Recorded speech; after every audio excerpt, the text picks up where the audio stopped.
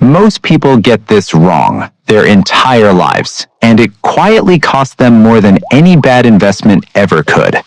Not because they're careless, not because they don't try, because they were given two pieces of advice that both sound completely correct, and nobody ever told them which one to follow first. Save first, invest first. Both sound right. Both can't come first. Here's what that unresolved argument has probably already cost you. In the next few minutes, you're going to see a specific sequence that most people never learn. It doesn't require more income. It doesn't require discipline you don't have. It just requires putting every dollar in the right place before the next one. And the moment you see it, you'll realize which step you've been skipping. Picture this. An extra $500 lands in your account this month, completely spare, no bills attached. One voice says, save it.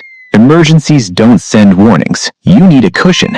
Another voice says, invest it. Time in the market is the one thing you cannot buy back. Both sound responsible. Both are defended by serious people. Both feel obviously correct in the moment. So you hesitate.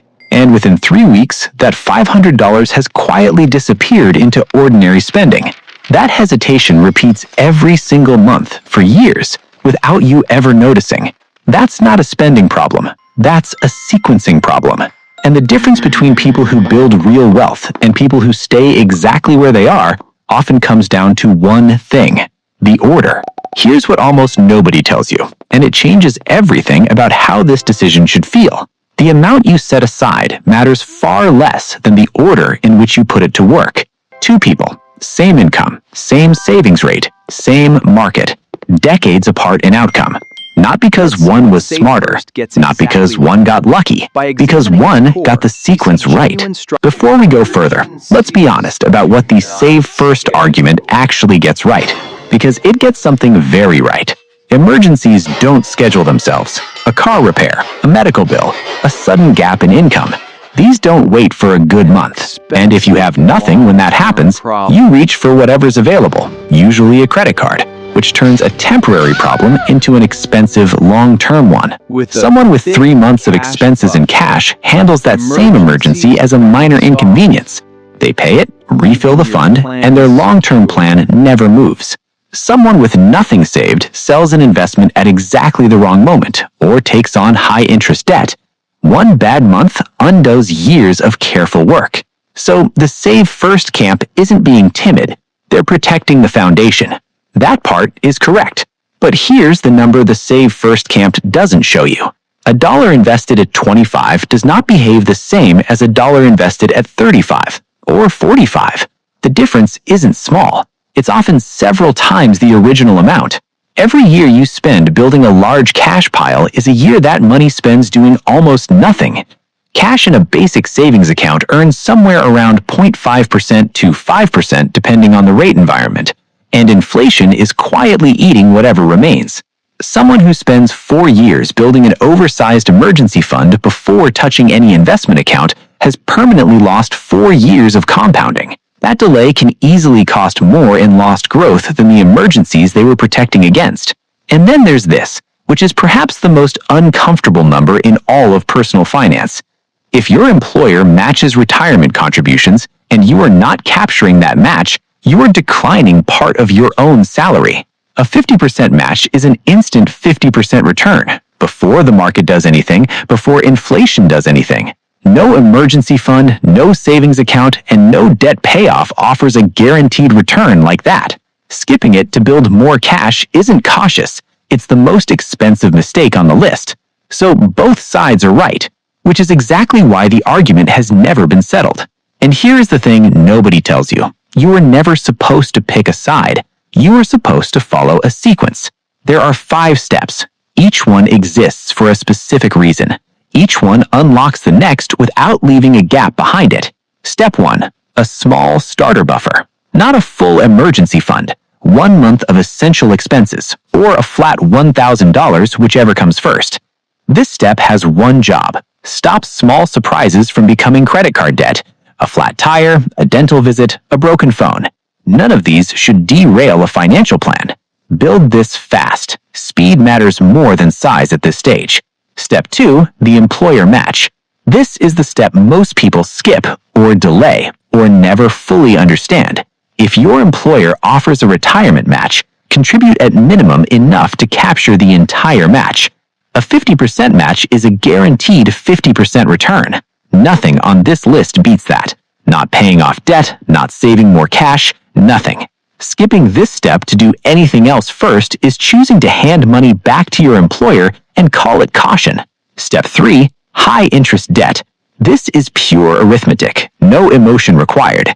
If a debt charges you 20%, paying it off is a guaranteed 20% return. No investment offers a guaranteed return like that, which is exactly why it jumps the queue. Anything above roughly 8% belongs here. Anything below can wait. Step 4. Your full emergency fund. 3 to 6 months of genuine expenses. Now, not first. Stable income, few dependents, closer to 3. Variable income, dependents, closer to 6. This arrives fourth because the earlier steps were mathematically more urgent. The expensive bleeding had to stop before you could build properly. Step 5. Serious long-term investing. This is where wealth actually forms. Protection is in place. Expensive debt is gone. Free money is captured. Now you invest consistently. Broad, low-cost, automatic, boring. And you never have to sell in a panic because you already have cash when you need it. Here's what most people discover when they see this sequence clearly for the first time. They're not starting from scratch. They're simply out of order in one place. Maybe they have a full emergency fund, but they've been declining a partial employer match for 3 years. Maybe they're investing aggressively while carrying a credit card at 24%. Maybe they have $18,000 in savings and $6,000 in high-interest debt, and the math on that is quietly brutal. The sequence isn't a judgment, it's a map, and most people are closer to the right path than they realize. They just took a wrong turn at one specific step. Now look at what happens when the order is wrong. Scenario 1. You save everything first. You build a full year of expenses in cash before touching any investment account. Depending on your income, that takes 3, 4, maybe 5 years. During those years, your money is technically safe. It is also completely frozen. The market compounded without you, and you cannot go back and buy those years. Scenario 2, you invest everything first. For a while, this looks like the right call. Your account grows. The decision feels validated. Then an emergency hits at exactly the moment the market is down 30%. You sell at a loss, you lock in a decline that would have recovered, and, this is the part most finance content skips, you stay out of the market for months or years afterward because the loss changed your behavior permanently. One bad month of forced selling can undo a decade of correct decisions.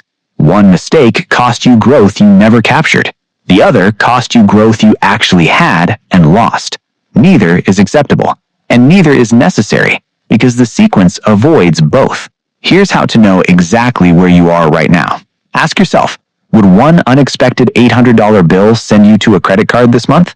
If yes, you're on step 1. Nothing else deserves your attention yet. Does your employer offer a match you're not fully capturing? If yes, you're on step 2. Fix this within the next pay cycle. Are you carrying debt above roughly 8% interest? If yes, you're on step 3. Everything available goes there. Do you have 3 to 6 months of genuine expenses in accessible cash? If no, you're on step 4. If all 4 are complete, you're on step 5, and you can invest without fear of interruption for the rest of your working life. Most people land on step 2 or step 3, and most people didn't know that's where they were, because nobody ever laid the sequence in one place.